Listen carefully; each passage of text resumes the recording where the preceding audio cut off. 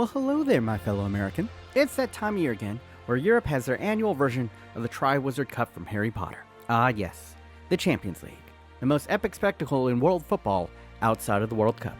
It's their version of the Super Bowl, and actually completely dwarfs ours in terms of total eyeballs. And with the NFL draft still months away, and John Morant self-suspending himself from the NBA after flashing a blicky at the club, you might need some international sports in your life to fill that cold, empty hole in your heart. So per usual, let me be your guide.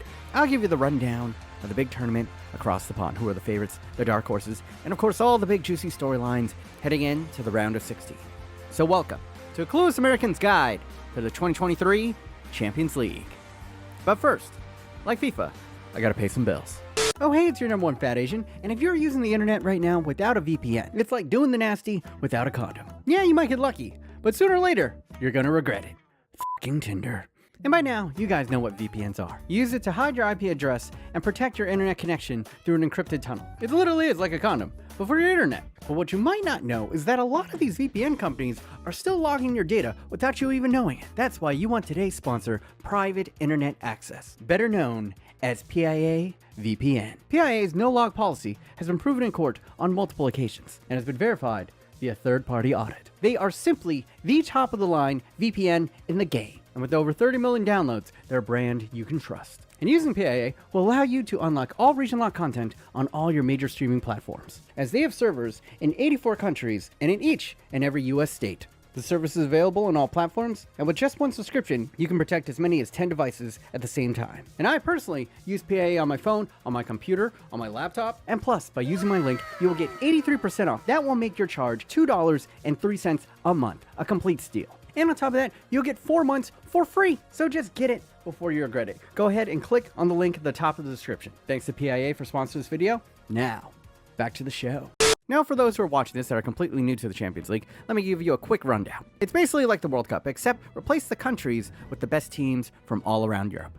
You qualify for this tournament by finishing top 3 to 4 in all the big boy leagues like England, Italy, Spain, and then top 2 in the smaller leagues. And then you battle it out in the group stages before the top 2 teams move on into the bracket. That's where you play 2 legs, one at home and one away. And whoever has the higher combined score of those 2 games moves on. Or if the goal total is tied after 2 games, it's settled with extra time, then pens. And that is pretty much where we are now, at the start of the bracket, aka the round of 16. And this year, it's been a little bit of a funky tournament. Now I'll explain why a little bit later in the video. But for now, I know you. You're an American. You want 2 things. You want to know who are the favorites, a winner that you could root for, perhaps bandwagon, and also who are the underdogs. Americans always have a soft spot for them, unless it comes to our recent wars, but I digress. And I'll get to the big contenders in a second, because first, I want to talk about my personal favorite story in this year's tournament, and probably the biggest surprise in Europe this season. It's Maradona's old club, Napoli. And this was never supposed to happen. After a dreadful transfer window that saw them lose 3 of their cornerstone players in Insigne, Dries Mertens, and Koulibaly, and pretty much replace them with 0 big-name players, it looked like a foregone conclusion. This is going to be a complete rebuild year, a lost year, and disappointing because they finished in 3rd place last season. But then, something kind of crazy happened. They won, and they won again, and they kept on winning all the way till now. Yeah, we're sitting here in March, and Napoli sit atop of the Serie A, 15 points clear of their closest competitor in Inter, and looking all but guaranteed to capture their first Italian title in 33 years. And this season for them just isn't good. It's historical. To give you perspective, this is the largest point gap at this point in the season since the start of the 3-point per win era. Only 2 teams in Serie A history have had more points at this point in the season, and they have not done it by fluke. They have dominated teams with an attractive possession-based attack and then smothered them on the press, putting more balls in their opponent's half than any other team in Europe. Their plus 41 goal differential is the best in all of Europe, and this hibachi hot form has continued into the Champions League, with them scoring an outrageous 20 goals in the group stages, the highest total for an Italian side in the competition's history. And they gave Liverpool a 4-1 drubbing, which tied their largest margin of defeat in Champions League history. They smacked Ajax 6-1, and they've done it because they feature maybe the biggest breakout striker not named Erling Haaland this season. This man, Osimhen. Yes, it is pronounced O-Seaman. And he is the best young striker you probably never heard of.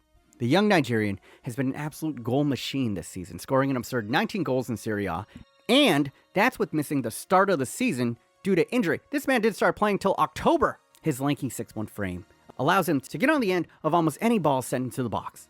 And the man is a tyrant in the air, getting to near Cristiano Ronaldo levels of elevation to power spike headers into the back of the net. And just watch this goal here, where he outjumps a keeper with outstretched arms. Like, I don't even know how this is physically possible. And for a taller striker, he is fast as fuck, and actually uses it productively, having a natural feel for timing his runs. Add on top of that a soft first touch, smart movement off the ball, and clinical finishing, and you have one of the deadliest direct threats in football right now. And if Napoli go far, look for Osimhen to drop his load all over unsuspecting goalkeepers and defenders all along the way. These are all the reasons why Napoli are the trendy dark horse to win the Champions League this year. And they are my sentimental favorite because I just love this team's history. Often looked down upon by the northern Italian giants who subjected them to many classist and racist chants and banners. The stuff that they would say was absolutely disgusting. And it's the American in me that likes to see the little guy rise up and stick it to these assholes. But it's been a hot minute since they've been this good. In fact, it hasn't been since Maradona that Napoli has tasted Italian or European glory. So yeah, easily the team that I'm rooting for this year in the Champions League. And for the neutral, I think you should too. So let's move on to the team that Napoli will probably have to wrestle the trophy away from their cold, dead hands. Of course, I'm talking about the defending champs and seemingly perennial Champions League contenders, Real Madrid. And even though they're probably going to lose La Liga to a resurgent Barcelona this year, in the Champions League, they're as unstoppable as ever. Last year, they were a team of destiny, with the power of friendship and belief carrying them to yet another Champions League title. And at this point, the Champions League seems like a birthright for this club. 14 total trophies is more than double their next challenger. But personally, I don't think this team has quite the same secret sauce as last year. At this point a year ago, Karim Benzema was the best striker on the planet. This sensational pocket of form not only carried them to a La Liga and Champions League title, but also gave the Frenchman his first Ballon d'Or, which for those who are unfamiliar, is basically the trophy they give Messi and Ronaldo for the past 10 years. This year though, his form has cooled off significantly, only scoring 2 in their Champions League campaign so far. Yet on top of that, they lost possibly the best defensive midfielder in the world in Casemiro, and things just aren't quite as magical as they were last season. But they weren't the best team in the tournament last year and still pulled it out, so who knows? And until they are knocked out, dead and buried in this tournament, they will believe that they can come back from anything, from any deficit. Case in point, their first leg up against Liverpool, they went down 2-0 in the first 15 minutes. If this was La Liga Real Madrid, the game probably would have been over. But this is Champions League Real Madrid. And they leaned forward in their gamer chair and eviscerated Liverpool with 5 unanswered goals, and on the road no less. Terrifying. Now after this devastating loss, you would think that yeah, that's pretty much it for Liverpool this year. And you're probably right. The odds are definitely against them. But I would be remiss if I didn't say that Liverpool has a small shot, because after being injured and disjointed all season, they finally put it all together this past weekend and showed us a glimpse of that team that was competing for a historic quad just 1 year ago, because they beat the living shit out of their hated rivals Manchester United, handing them their biggest L in Premier League history, 7-0, an absolute feeding frenzy. Gakpo, Darwin Núñez, and Mo Salah each bagging a brace. Yes, they got a hat trick of braces. And as a Manchester United fan who streamed the game, it was so devastating that it might have gotten brought up in my last therapy session. The last time I've seen this much abuse combined with braces was on Pornhub. Don't judge me. I've watched worse. Now, it might be a little too late versus Real Madrid, but this is exactly what the doctor ordered for Liverpool. This season is pretty much lost to them. But if they can ride this momentum, keep form, and recover in the Prem, and make top 4, which is well within their reach now, my God, Europe should be worried, as Liverpool might just be back. Or maybe Real Madrid smack them around again and their form becomes inconsistent like the rest of the season. Who knows? All right, moving on. And speaking of Premier League teams, as I'm writing this, Tottenham just got a man sent off and are about to be eliminated, which is pretty on brand for Tottenham. But here's the funny thing. Their London counterpart, Chelsea, who've been floundering mid-table all year in the Premier League, beat the most informed team in all of Europe. For those who don't pay attention to the German League, which I assume is all of you, it's pretty much a one-horse race, with Bayern winning every year. Pop quiz, I'm just gonna let you guess. Over the last 10 years, how many Bundesliga titles do you think Bayern have won, okay? Did you guess 10? They won all 10 out of the last 10. But for once, Borussia Dortmund are not only currently tied in points in the Bundesliga, but they are undefeated in 2020. And this isn't just some long run where they drew a bunch of matches. No, they won 11 out of 11.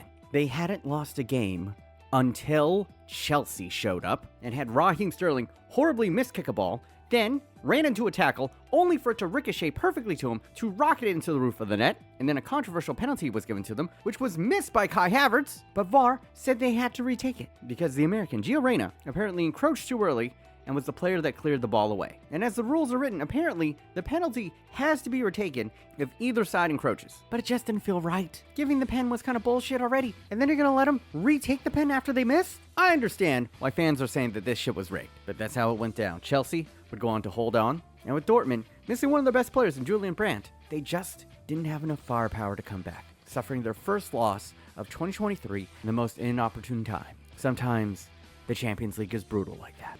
But Chelsea fans won't care, because it's been a tragic season for them. So the Champions League is pretty much the only thing keeping a lot of them going. And they have a bit of hope, because they're kind of like the Real Madrid of England in this competition. And when I say that, I mean that even in years where they suck in their domestic league, they would get hot in the Champions League and just win it all. They did it in 2012, and they did it again in 2021. So could this be another one of their magical runs? And after spending an absurd £600 million on players this season, they certainly have the talent for it, but I personally wouldn't bet on it, because it just feels a little bit different from those runs of the past. They're not dominating this competition. In fact, they needed a lot of lucky bounces to literally help them advance. And on top of that, their coach probably should have been fired by now, and the new Clueless ownership cleaned out all the front office that were the architects of those two previous magical runs. It's the same brand name, but with a completely different soul. They just don't have that same mojo as they did before. So I'm more on the side that this was just a lucky fluke, but I guess we'll see. Moving on. So let's talk about the biggest disappointment this past month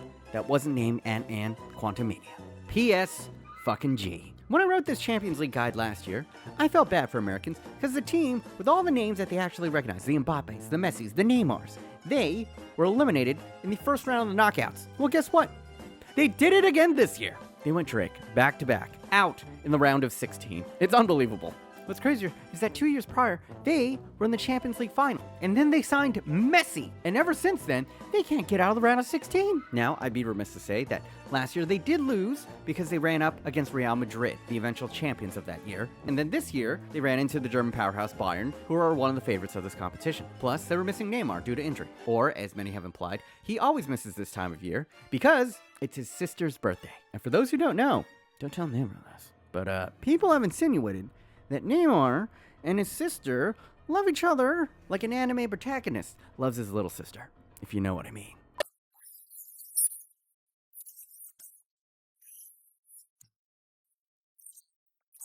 Police! Help! But even without Neymar, the Qatari-owned club is loaded from top to bottom with superstar names. And not to mention that Messi and Mbappe were the two best players at the World Cup. And yet, another year is met with another staggering disappointment. They are the equivalent of the KD, Kyrie, James Harden Brooklyn Nets. But if you want a deep dive into the legacy of the failure of PSG, I highly recommend this video by my homie up in the eye thingies. But as an American, what you need to know is that this result has actually made the majority of footy fans very happy. With the rise of oil money bought clubs in recent years, it seems all but inevitable that one of them will literally purchase the Champions League trophy sooner or later. So every year that goes by that doesn't happen, footy fans count it as a dub for the soul of the beautiful game. And it's the way they went out this year too. 3-0 in aggregate. They just looked like shit out there. Maybe the French league doesn't offer enough competition to keep them sharp enough when they play the Sharks of the Champions League. Or maybe their midfield engine room is about as reliable as a Fiat. Or maybe they just don't have the right coach to bring all the talent together. But whatever it is, the Champions League curse looms large over Oil Money FC. But footy fans are not quite out of the water yet, because the English version of PSG, Manchester City, are still in the competition. They were also taken over by an Arab country that got ungodly rich off of oil, and used this club as a giant poster board to show the world what their money could do.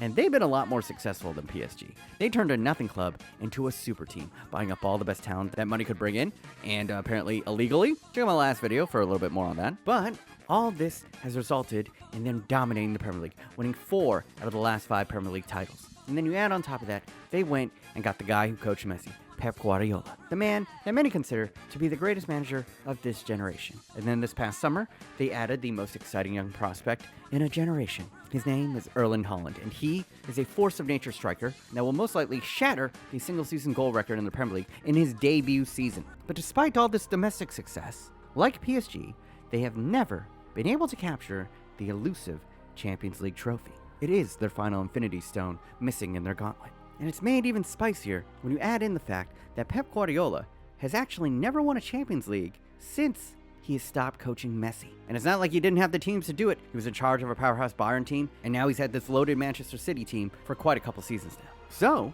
there's this lingering question about his legacy, and quite a lot of people question if Pep Guardiola truly is an all-time great, if he can't win it without Messi. Think of it kind of the same way people are starting to doubt Belichick now that Brady's gone. And with these two spicy narratives running along, they, much like PSG, will feel the pressure of it all. That same curse looms heavy over Manchester City, and the only way to lift it is to win it all. And what's scary is this year, they might just do it, because on paper, they're the most talented team left in the competition. They have a world-class coach, and it's just one of those weird years where it doesn't seem like the best teams in Europe currently are actually in the Champions League. So say for Bayern, or Real Madrid, or Napoli, I don't really see any real threats to them. Now still, there's this curse that's somehow snake-bitten them every single year they've been in the Champions League. And in the first leg up against RB Leipzig, they did only draw 1-1. And now, right before their second leg, apparently, one of their players, Kyle Walker, has been caught getting drunk and flashing his willy multiple times at a Manchester pub. What a lad. So all I'm saying is, they're known as chokers in this competition for a reason. And here's the thing that you also need to realize about the Champions League.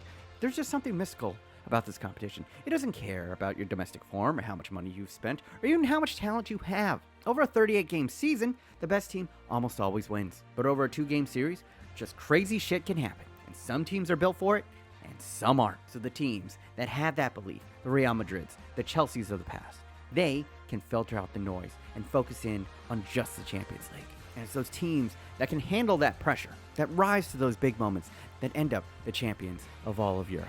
So we'll see. And make no mistake, it is a very open field this year. But if I had to make a prediction, I'm going to be boring here and just go chalk. It's probably going to be Real Madrid or Bayern to take it. And I barely mentioned Bayern because this is one of the weaker Bayern teams in a while. They just lost their all-world striker in Robert Lewandowski this last summer. But they somehow had enough firepower to get past PSG. And that's probably because their midfield trio might be the best remaining in this competition, if not the best in the world right now. Because they have this electric 19-year-old, Musiala. And this kid is like the Mbappe of midfielders. He is a prodigy. Some of the dribbles this kid makes is completely filthy, disgusting. He's not growing into becoming a monster. He is a teenage monster right now. But I just have a little bit of doubt that beyond Musiala, I don't know how many special difference makers that this team has. But yeah, those are probably the two teams to watch out for. Man City's going to be in the throw. And you know me, I'm going to be praying for Napoli. Now, some of y'all Americans might be asking, wait, where the hell is Manchester United? Barcelona? Arsenal is the top of the Premier League right now. Why aren't they in this competition? Well, my friend, let me explain to you why all those big name teams are missing next week when I give you a clueless guide to the real biggest European competition this year, the Europa League. And that is going to end my 2023 guide to the Champions League. For everyone's going to give me shit for my takes, remember, I'm a clueless American. You're literally arguing with a stupid person. But go ahead, educate me in the comments down below. If you did enjoy a couple of things that I said, go ahead, smush it up with the like button, help a brother out in this godforsaken algorithm. As always, I'd like to go ahead, thank all my patrons, helping me out. You guys are the reason why I've been able to go ahead and pump out a lot more videos lately. So thank you guys so much. And yeah, until next week, America.